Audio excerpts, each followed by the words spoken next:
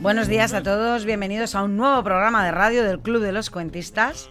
Esperamos que estéis disfrutando de estos días de vacaciones. Yo, como veis, no he sacado el barco de Madrid, pero estoy encantada porque estoy aprovechando para hacer cosas que me gustan, pues de forma un poco más relajada, como por ejemplo leer, grabar el programa de radio o también preparar las próximas clases que van a estar llenas de personajes curiosísimos, ya veréis. El domingo pasado, los cuentistas que nos hemos quedado aquí en Madrid, estuvimos celebrando la fiesta de la literatura infantil y juvenil con la Asociación Ciudadana de Soy de la Cuesta. Y bueno, pues hemos revivido a nuestros personajes favoritos, ¿eh? La Cuesta de Moyano se llenó de Harry Potter, Hansel y Gretel, Alicia y todos sus personajes, el sombrero loco, el gato de Cheshire, reinas de corazones, bueno, todos los personajes de Alicia estaban. Pero también había piratas con Garfio y sin Garfio, estaba Asterix, estaba Obelix, autores como Sor Juana Inés de la Cruz y Begoña Oro, cuyo original, o sea, Begoña Oro, que estaba allí, se encontraba en el jurado, ¿no? Y tal, y fue divertidísimo porque la verdad es verdad que estaba clavada, o sea, eran iguales. Bueno, yo dejé el gorro de pirata para transformarme en el Barón de Munchausen y acabé con un dolor de brazo tremendo de llevar la bola de cañón, pero fue muy divertido. Y es que no hay que perder un instante para pasárselo bien, ¿eh? De verdad, o sea, hay que pasárselo bien siempre. Bueno, pero vamos ya con los contenidos de hoy. A ver, es que resulta que últimamente en las críticas literarias muchos de los cuentistas pues han hecho críticas a las princesas, a esos cuentos que a pesar de tener muchos años han llegado hasta nosotros pues con las versiones de Disney. Nuestros críticos se han quejado de que las princesas son cursis, han repetido la palabra cursi muchas veces. Pues bien, este mes lo hemos dedicado al siglo XVIII y hemos hablado de los cuentos, del origen de los cuentos, y hemos descubierto muchas cosas sobre ellos, sobre los cuentos y sobre dos hermanos que fueron muy famosos por sus recopilaciones de cuentos, que eran los hermanos Grimm, que todos conocemos, ¿verdad? Bueno, autores de La Cenicienta, recopiladores de La Cenicienta, del Gato con Botas, bueno, y de la mayoría de los cuentos que hoy en día pues nosotros conocemos como clásicos, ¿eh? Hubo muchos otros, pero en esta ocasión vamos a hablar de los hermanos Grimm. Porque para entender los libros sabemos que es muy importante conocer la época en la que se escribieron. Así que, bueno, pues vamos allá.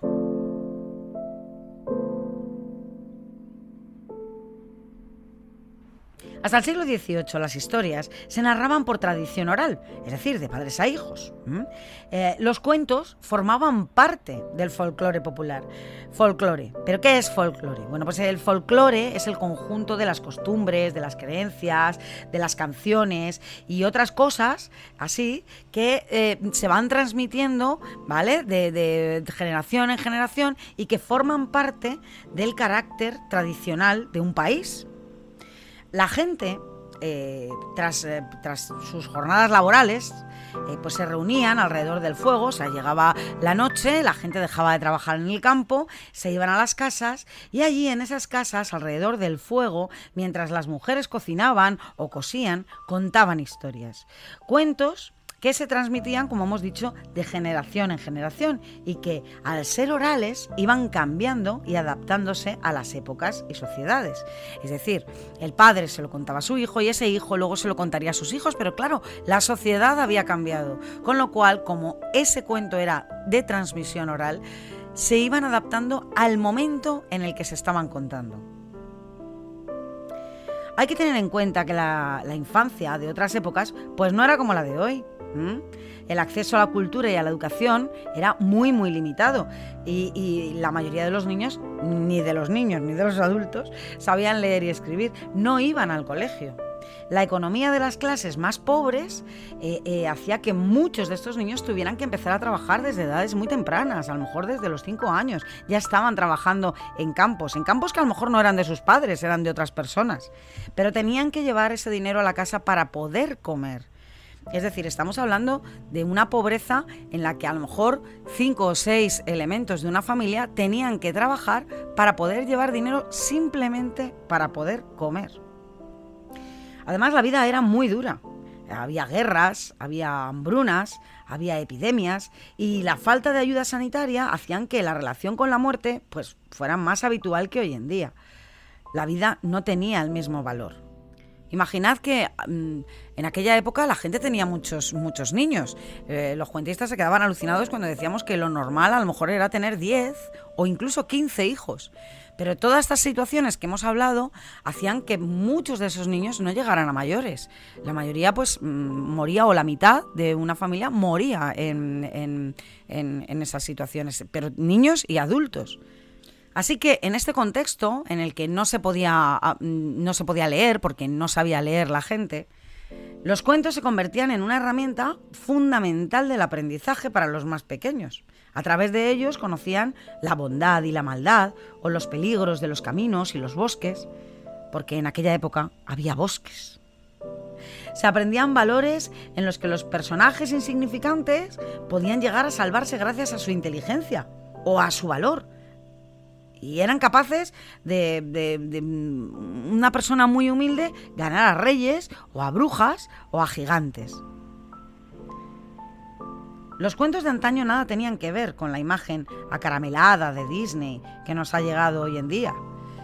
Estaban hechos para dar miedo, para advertir a los más pequeños, y por eso nunca había personajes intermedios. Los malos eran malísimos y feos, y los buenos, buenísimos y guapos. De esa manera no se creaba confusión. Y además, cuanto más impactaran, pues más impronta dejarían en el niño y más serían recordados. De esa manera, cuando un niño debía de recorrer un camino que estaba rodeado de bosques, y de animales en esos bosques, y de seres en esos bosques, para ir a trabajar al campo, porque en esa época ya hemos dicho que los niños trabajaban, los humanos y las humanas malvadas se transformaban en lobos feroces y en brujas. Era una forma de advertir al niño: no te metas en el bosque, ¿vale? Porque puede venir un señor malo, que en ese momento era el lobo, ¿vale? Y te puede pasar algo. O no te metas en una casa que no conozcas, porque la persona que puede vivir en esa casa puede ser malvada, entonces puede ser una bruja. Era una forma de advertirles y que los niños recordaran los peligros a los que podían enfrentarse. En el siglo XVIII, algunos escritores se dedicaron a recopilar todos estos cuentos de la tradición oral y a ponerlos por escrito. ¿Para qué? Pues para que no se perdieran. Ese es el caso, por ejemplo, del francés Perrault, que hizo una recopilación que llamó Cuentos de Mamá Ganso, y también, por ejemplo, de la inglesa Condesa de Lannoy, entre otros muchos. Estos personajes, concretamente, lo que hacían era recopilar y adaptar esos cuentos que se habían transmitido de forma oral a la sociedad de esa época, a la sociedad burguesa de esa época y a los gustos infantiles. Pero hoy vamos a viajar a Alemania para conocer la vida y obra de los hermanos que fueron más allá, de los hermanos Grimm. La familia Grimm tuvo 9 hijos, de los cuales solo sobrevivieron 6. Ya hemos dicho que era muy normal. La muerte del padre los dejó en una situación económica complicada, pero Jacob y Wilhelm lograron estudiar en la universidad y estudiaron Derecho como su padre. Allí descubrieron la historia y la literatura de mano de dos profesores que les impactaron muchísimo y decidieron cuál era su verdadera vocación. Aunque muchos de sus trabajos en este área fueron muy reseñables, como por ejemplo el diccionario etimológico de la lengua alemana, que lo realizó Jacob, sobre todo, fueron muy importantes porque estos dos hermanos eran eruditos, No estamos hablando de un señor que se pone a escribir, sino que eran eruditos, eran filólogos, eran etnólogos. Por lo que ellos son conocidos realmente es por su recopilación en 2 volúmenes de cuentos de la tradición oral y del folclore alemán, Cuentos de niños y el hogar, que es como se llamó su primera edición. Esto fue posible gracias a las peculiaridades de estos dos hermanos, que fueron inseparables durante toda la vida. Incluso cuando Wilhelm se casa, Jacob vivirá con la pareja. Vamos a ver cuáles eran estas peculiaridades. Jacob era un erudito amante de la historia y la ciencia, y Wilhelm era el hermano poeta, al que le interesaba más el aspecto artístico y la poesía de la literatura, y la poesía folclórica, es decir, cómo se narraban estos cuentos. Hay que decir que Napoleón había invadido Alemania y ellos pensaban que ese folclore alemán del campo se iba a perder porque habían llegado los franceses y se iba a mezclar con las tradiciones francesas. Entonces ellos deciden hacer una recopilación de cuentos típicamente alemanes. Ese en un principio va a ser lo que ellos van a querer, ¿no? Coger y decir, vamos a hacer una recopilación de cuentos para mantener ese folclore. Pero ya veremos que ellos no quieren hacer un cuento para niños. Durante 3 años recorrieron los pueblos y consultaron a la gente para recopilar cuentos de diferentes narradores. Su preferida era Dorothea Bielmann, una mujer campesina de unos 50 años con una memoria espectacular. Cuentan que Dorothea contaba los cuentos 2 veces, una rápido, como lo contaba ella normalmente, y con expresión, y otra muy lentamente para que los 2 hermanos pudieran tomar notas. Y era curioso porque en las 2 veces no cambiaba ni una sola coma. Aunque ellos contaron que la mayoría de sus cuentos los recopilaron de contadoras de los pueblos, la realidad que ahora se sabe, porque se ha estudiado su obra, es que la mayoría de los que les mostraron esos cuentos eran mujeres de su propio entorno. Pero aún así ellos, yo creo que para darle más énfasis a esta obra que acababan de hacer, dijeron repetidas veces que esos cuentos los habían recopilado de los pueblos. Pero ¿qué es lo peculiar de estos 2 hermanos? Ellos no querían hacer, como he dicho, un libro para niños, sino un estudio científico, un estudio de tradición y folclore a través de los cuentos. Un análisis de estos, o sea, de los cuentos y de su influencia en la población, en los niños, en las personas, en cómo habían influido esos cuentos en la sociedad. Recordemos que ellos habían nacido en el siglo XVIII y el siglo XVIII es el siglo de la Ilustración, del enciclopedismo, de poner la cultura en manos del pueblo, pero también influenciados por el romanticismo, como he dicho, que se basaba en la exaltación de la personalidad individual y en la oposición a las normas clásicas. Valoraban muchísimo la Edad Media y nos podemos imaginar esos cuentos, ¿no? Y tal, con príncipes y princesas, y también valoraban muchísimo las tradiciones nacionales. Como hemos dicho, Napoleón había entrado en Alemania y estos valores nacionales que tanto gustaban a los románticos estaban en peligro. No había una recopilación de cuentos tradicionales alemanes como en Inglaterra o como en Francia, y ellos lo harían, pero lo harían con un carácter científico. Querían recopilarlo para que no se perdiera. El primer volumen se edita en 1812. Con ilustraciones de otro de los hermanos, que era un pintor, que era Ludwig. Pero tienen muchas críticas, ya que Jacob se niega a cambiar una coma de los relatos, tal y como habían sido contados por sus narradores. Ellos avisan en su primera edición por escrito que el libro no está escrito para niños, pero que si les gusta, pues mejor. ¿Y por qué fueron tan criticados? Porque a la burguesía del momento no le agradaba la violencia que había en los relatos. No asumían que un cuento pudiese ir dedicado a gente adulta. Fue Wilhelm el que entendió que si no cambiaban algunos de los relatos, su obra estaba destinada totalmente al fracaso. Y así, poco a poco, fueron retocando los cuentos en las sucesivas ediciones que se fueron haciendo. Sobre todo Wilhelm, que sabía que su hermano estaba ocupado con otros trabajos y que era opuesto a estos cambios. Es decir, que poco a poco, pues los fue cambiando y quitando algunas cosas pues que a la sociedad le parecían un poquito demasiado bruscas. ¿Y de qué cambios hablamos? Pues vamos a ver. Algunos de estos cambios fueron cambiar a las madres por madrastras, es decir, en los cuentos originales las madrastras en realidad eran las madres que abandonaban a hijos. Claro, esto a la sociedad burguesa no le gustaba nada. ¿Cómo una madre va a abandonar a los niños, no? Entonces, vamos a cambiarlo por madrastras porque nos parece como mejor. Se eliminaron también las escenas más violentas y omitieron y cambiaron algunos de los finales pues considerados a lo mejor de mal gusto para la época. Aunque ellos afirmaron en todo momento que buscaban cuentos del folclore alemán, algunos de estos cuentos eran claramente afrancesados, ya que muchos franceses hugonotes, seguidores de la doctrina calvinista, habían emigrado a Alemania. Es el caso, por ejemplo, del cuento del gato con botas y de Barba Azul, que fueron retirados en la segunda edición y añadidos posteriormente en la de 1857. Si nos damos cuenta, concretamente estos dos cuentos también aparecen en las recopilaciones de Perrault. O sea, en total, de esta recopilación hubo unas 7 ediciones.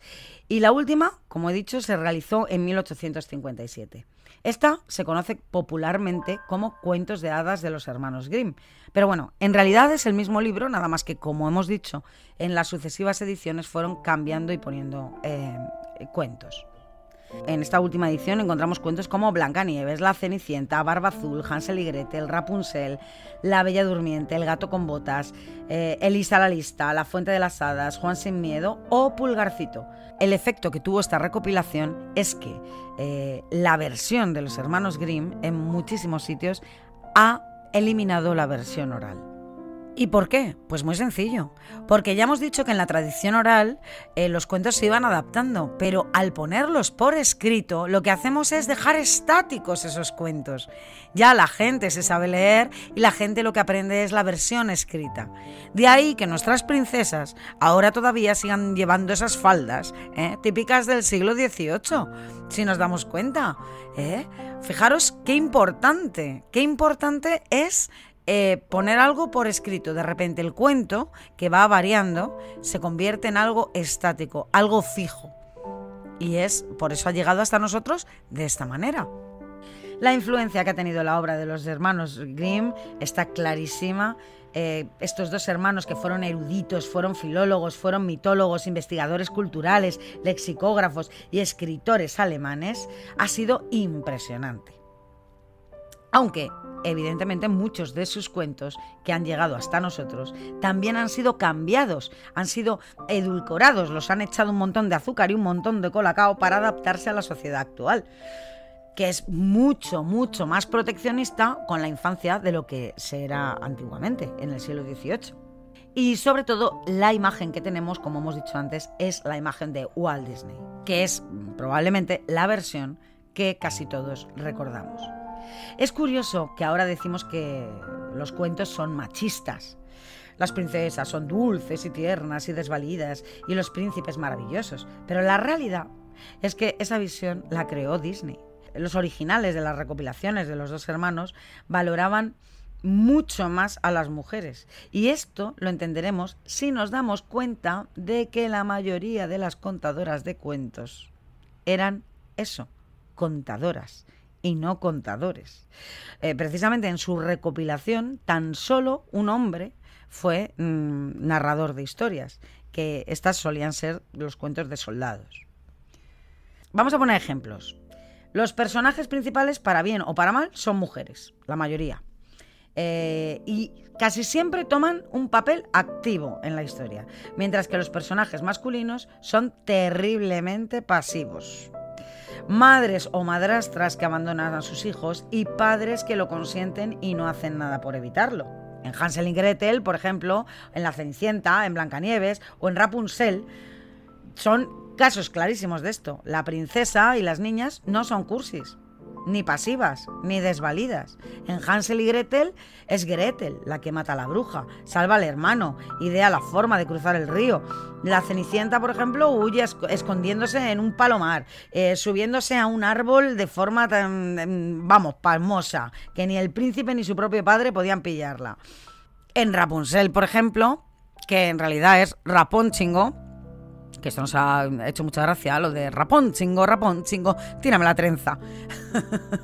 El príncipe, cuando sube está la bruja ahí con la trenza, ¿no? Para pillar al príncipe. El príncipe, cuando sube, lo normal es que conozcamos la versión de que la bruja tira al príncipe por la ventana. Nada más lejos. O sea, el príncipe sube y cuando ve a la bruja se muere de miedo y se tira él por la ventana. Es decir, desde luego las imágenes que tenemos de los cuentos reales, y podemos acceder a lo que son los cuentos reales de